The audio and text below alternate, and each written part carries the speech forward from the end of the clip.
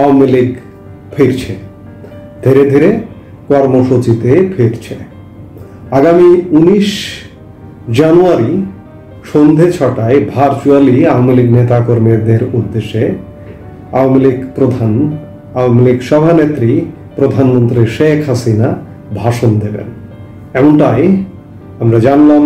এবং এটি গণমাধ্যমেও খবর এসছে, বিবিসি বাংলায় বিশেষ করে খবর এসছে, এবং এরকম একটি পোস্টারও দেখলাম। আসলে আওয়ামী লীগের তো ফিরতেই হবে, কারণ এই মুহূর্তে যদি আপনাকে জিজ্ঞেস করি আপনি বাংলাদেশের মানুষ কেমন আছেন, বলতে পারবেন আপনি কেমন আছেন?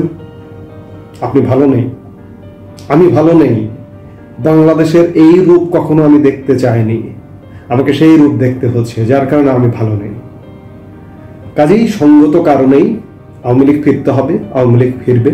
শেখ হাসিনা কর্মসূচি নিয়ে ফিরছেন এবং শেখ হাসিনা ফিরছেন।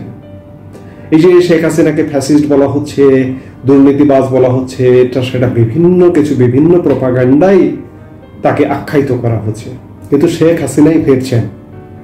আমি শেখ হাসিনা আওয়ামী লীগের প্রাসঙ্গিকতা নিয়ে শেখ হাসিনাকে নিয়ে একটা জরিপ করেছিলাম।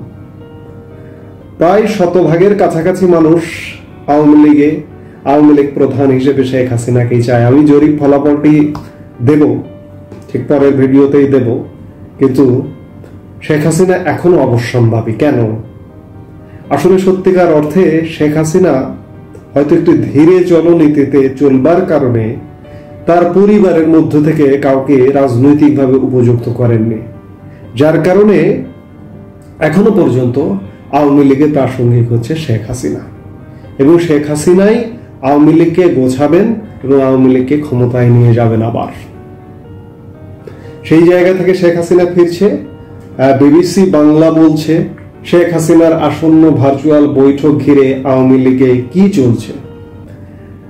আমি খানিক আগে যেটি বললাম যে ভার্চুয়ালি তিনি নেতাকর্মীদের উদ্দেশ্যে আগামী 19 জানুয়ারি রোববার সন্ধে 6টায় বক্তব্য দেবেন, এবং এই বক্তব্যটি হবে প্রেরণার, এবং এই বক্তব্যটি হবে আওয়ামী লীগের ঘুরে দাঁড়ানোর, সারা বাংলাদেশের আওয়ামী লীগের নেতাকর্মীদেরকে দিক নির্দেশনা দেবেন বলেই ধারণা পাওয়া যাচ্ছে। তবে উদ্যোগটি এমন সময় নেওয়া হয়েছে যে সময় দলটির সিনিয়র নেতাদের প্রায় সবাই জেলে কিংবা আত্মগোপনে। অন্যদিকে আত্মগোপনে থাকা সিনিয়র নেতাদের বিরুদ্ধে দলের কর্মীদের অনেকেই সামাজিক মাধ্যমে পোস্ট দিয়ে তীব্র ক্ষোভ ও অসন্তোষ প্রকাশ করতে দেখা গেছে।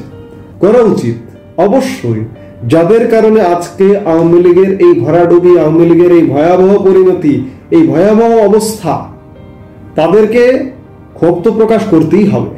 এবং আমি সারা দেশের নেতা কর্মীদের বলবো যে আপনারা এই ক্ষোভটা জারি রাখবেন। একজন বিতর্কিত যেন আগামীর আওয়ামী লীগে স্থান না পায়।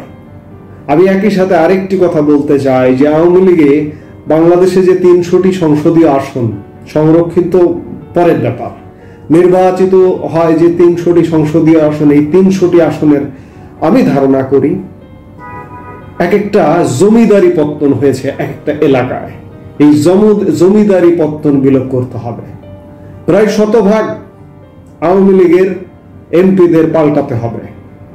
100% যদি নাও পারা যায়, কমপক্ষে 250 এমপি পাল্টাতে হবে। এর সাথে আমি এই কথাটা যোগ করতে চাই, কারণ নেত্রী সবই জানেন, শেখ হাসিনা সবই জানেন যে সারা বাংলাদেশে কি, কিন্তু কোনোভাবেই এদেরকে কন্ট্রোল করা এক প্রকার অসম্ভব ছিল, অসম্ভব হয়ে পড়েছিল, যার কারণে আজকে এই অবস্থা হয়েছে। আওয়ামী লীগ নেতারা জেলে, আওয়ামী লীগ নেতারা পলাতক, আওয়ামী লীগ নেতাদের খুঁজে পাওয়া যাচ্ছে না। আজকে 5-6 মাস হয়ে যেতে বসলো, আওয়ামী লীগকে সংগঠন হিসেবে খুঁজে পাওয়া যাচ্ছে না, এবং প্রতিপক্ষ, শত্রুপক্ষ আওয়ামী লীগকে দাঁড়াতে দিচ্ছে না। কেন দাঁড়াতে দিচ্ছে না? এই দুর্বৃত্তদের কারণে, এই দুর্বৃত্তদের আচার আচরণে। কেন বাংলাদেশে কি একটা পরিচ্ছন্ন রাজনীতি হতে পারে না? অবশ্যই হতে পারে, কিন্তু দুর্বৃত্ত মুক্ত আওয়ামী লীগ গঠন করতে হবে আগামীর আওয়ামী লীগ। এছাড়া আওয়ামী লীগ ঘুরে দাঁড়াতে পারবে না। সাথে এটিও বলি, আমি এই মুহূর্তে আওয়ামী লীগের যে অবস্থা, আওয়ামী লীগ তুমুল জনপ্রিয়।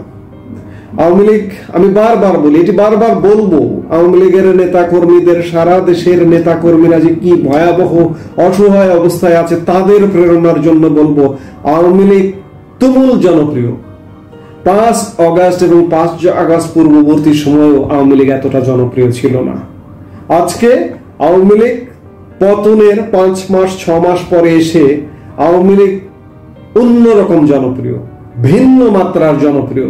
এমনকি 2009 সালে যে জনপ্রিয়তা নিয়ে ভূমিধস বিজয় নিয়ে আওয়ামী লীগ ক্ষমতায় এসেছিল, তার থেকে আজকের দিনে আওয়ামী লীগ জনপ্রিয়। এটি আমার মুখের কথা না, দেশি বিদেশি আন্তর্জাতিক গণমাধ্যম, আমার নিজস্ব জরিপ, সবকিছু মিলে আওয়ামী লীগ এতটা জনপ্রিয়। কেন জনপ্রিয়? আওয়ামী লীগ কি নিজের যোগ্যতায় জনপ্রিয়?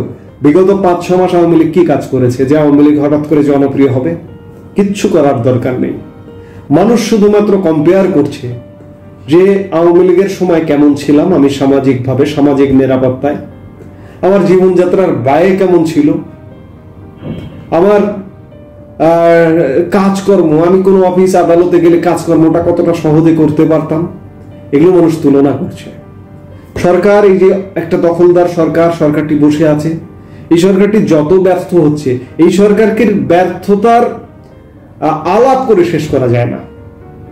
এই যে শিক্ষার্থীদের হাতে বই দিতে পারে না, শিক্ষা উপদেষ্টা স্বয়ং বলছেন যে শিক্ষার্থীরা কবে বই পাবেন, কবে বই পাবে তিনি জানেন না। কোন বাংলাদেশে এসে পৌঁছেছি? আজকে 2025-এর জানুয়ারি মাস, আপনি 1 বস্তা চাল কিনতে প্রায় 3800 বা 4000 টাকা ব্যয় করছেন, ভালো মানের চাল। কিন্তু 2024 সালের জানুয়ারি মাসে আপনি চাল কিনেছেন, ভালো মানের চাল, 3300 টাকায়। কোথায় আছেন? কোথায় নেমে গেছে জীবনযাত্রার ব্যয়? কোনো কিছুতে কন্ট্রোল নাই। এটি গেল সরকারে। আরেকটি বলি যে রাজনৈতিক দল, বাংলাদেশে যে ক্রিয়াশীল রাজনৈতিক দল যারা আছে, সব ম্যাক্সিমাম বাংলাদেশকে একটা পাকিস্তানি ভাবধারায় নিয়ে যেতে চাইছে। ডালিমদের, মেজর ডালিমদের উত্থান ঘটাতে চাইছে। বিএনপি, আমরা বিএনপিতে অনেক মুক্তিযোদ্ধা আছে, এটাই মানতে চাই, কিন্তু বিএনপি মুক্তিযুদ্ধের জায়গায় ভূমিকা পালন করতে পারছে না। বিএনপি নানা রকম বিতর্কিত কর্মকাণ্ডে জড়িয়ে গেছে ইতোমধ্যেই। আর জামাত তো সুকৌশলে সব দখলে নিয়েছে, প্রশাসন থেকে শুরু করে, গণমাধ্যম থেকে শুরু করে, সরকারি গণমাধ্যম থেকে শুরু করে, বিশ্ববিদ্যালয় থেকে শুরু করে, ইন্টেলেকচুয়াল জায়গা, নির্বাচন কমিশন, এমন কোনো জায়গা নেই জামাত ইন্টেলেকচুয়াল জায়গাগুলো দখলে নেয়নি। এবং তারা পরিকল্পনা করছে আগামী নির্বাচন হবে ইঞ্জিনিয়ারিং এর নির্বাচন, আওয়ামী লীগকে অংশগ্রহণ করতে দেওয়া হবে না। কিন্তু বাস্তবতা হচ্ছে আওয়ামী লীগ অংশগ্রহণ করবে। সারা দেশের নেতা কর্মীদের প্রেরণার জন্য এটিও বলতে চাই, আপনাদের যে যেখানে আছেন সেভাবে প্রস্তুতি নেন এবং সত্যের পথে প্রস্তুতি নেন, ন্যায়ের পথে প্রস্তুতি নেন। সত্য ন্যায়নিষ্ঠ নেতা কর্মী আপনারা নির্বাচন করুন, আপনারা মনে মনে সিলেক্ট করুন যে এই লোককে আমরা নেতা হিসেবে চাই। দুর্নীতিবাজ দুর্বৃত্তদের ফেলায় দিন। নির্বাচন আসছে, আওয়ামী লীগ নির্বাচনে অংশগ্রহণ করবে, করতে দিতে হবে। কারণ হচ্ছে সারা বিশ্ব আছে, সারা বিশ্ব আওয়ামী লীগের সাথে আছে। ভারত আওয়ামী লীগের সাথে আছে, শেখ হাসিনার সাথে আছে, মানে সারা বিশ্ব আওয়ামী লীগের সাথে আছে। সেই জায়গায় আমি যেটি দিয়ে শুরু করেছিলাম কথা, যে আওয়ামী লীগ ফিরছে এবং তুমুল ভাবে ফিরছে, তীব্রভাবে ফিরছে। আমি কদিন আগের বক্তব্যেও বলেছি যে আওয়ামী লীগের যে এই যে জনপ্রিয়তা এখন, এটি কি ক্যাশ করতে পারবে? অবশ্যই পারবে, পারতে হবে। এই পারবারই প্রাথমিক পদক্ষেপ হিসেবে আগামী 19 জানুয়ারি আওয়ামী লীগ সভানেত্রী শেখ হাসিনা, প্রধানমন্ত্রী শেখ হাসিনা নেতাকর্মীদের উদ্দেশ্যে ভার্চুয়ালি বক্তব্য দেবেন এবং তিনি সুস্পষ্ট নির্দেশনা দেবেন, সেটাই প্রত্যাশা করা যাচ্ছে। তো আমরা চাই আওয়ামী লীগ ফিরুক, কারণ আমরা এই বাংলাদেশ দেখতে চাই না। কারণ আমরা বিএনপির কাছে প্রত্যাশা করলেও আমাদের প্রত্যাশা পূরণ হচ্ছে না। বাংলাদেশের স্বাধীনতা অখণ্ডতা রক্ষার জায়গায় বিএনপি সেই ভূমিকায় অবতীর্ণ হতে পারছে না। এই জায়গায় বিএনপির বড় ব্যর্থতা আছে। এ কারণে আমরা আশা করতে চাই, আওয়ামী লীগ আমাদের স্বাধীনতা দিয়েছে, নেতৃত্ব দিয়েছে মুক্তিযুদ্ধের। আমরা আশা করব আজকে 2025-এ এসেও আওয়ামী লীগ আবারও নেতৃত্ব দিয়ে বাংলাদেশকে অন্তত পক্ষে বাঁচাবে। এই প্রত্যাশা করাটা কি খুব বেশি হয়ে যায়? আমি আওয়ামী লীগের কাছে ছাড়া এই মুহূর্তে প্রত্যাশা করতে পারছি না। আমরা আশা করব আমাদের প্রত্যাশা, জনগণের প্রত্যাশা, জনপ্রত্যাশা বাস্তবায়ন করবে। এবং বারবার জোর দেব, আওয়ামী লীগ প্রধান জননেত্রী শেখ হাসিনা তিনি আগামীর আওয়ামী লীগকে একটা ভিন্ন আওয়ামী লীগ হিসেবে গড়ে তুলবেন এবং তিনি আওয়ামী লীগে প্রচুর ন্যায়নিষ্ঠ নীতিবান মানুষ সংযোগ ঘটাবেন আওয়ামী লীগে। একটি খবর জানলাম যে আওয়ামী লীগের সাধারণ সম্পাদক ওবায়দুল কাদের সহ বিতর্কিত যারা ভূমিকার জন্য ঘৃণিত, যাদের নাম সোশ্যাল মিডিয়ায় উচ্চারিত হচ্ছে, তিনি স্বয়ং আওয়ামী লীগ প্রধান শেখ হাসিনা নিষেধ করেছেন তাদেরকে কোনো বার্তা দিতে আওয়ামী লীগের পক্ষ থেকে। আমরা এটাই চাই যে আওয়ামী লীগ এই ধরনের শয়তান, বদমাশ, দুষ্ট, দুর্বৃত্তদের ছাঁটাই করে আওয়ামী লীগ ফিরে আসবে। আমরা সেটাই প্রত্যাশা করি এবং আওয়ামী লীগের হাত দিয়েই আমরা আশা করব আগামীর বাংলাদেশে আওয়ামী লীগ সুশাসনও নিয়ে আসবে, সুশাসনও দেবে, সেইভাবে পরিকল্পনা করবে আওয়ামী লীগ। আমরা সেটাই প্রত্যাশা করব। আওয়ামী লীগ ফিরে আসুক, আওয়ামী লীগকে সুস্বাগতম। এই মুহূর্তে এ পর্যন্তই। সবাই ভালো থাকুন, সুস্থ থাকুন।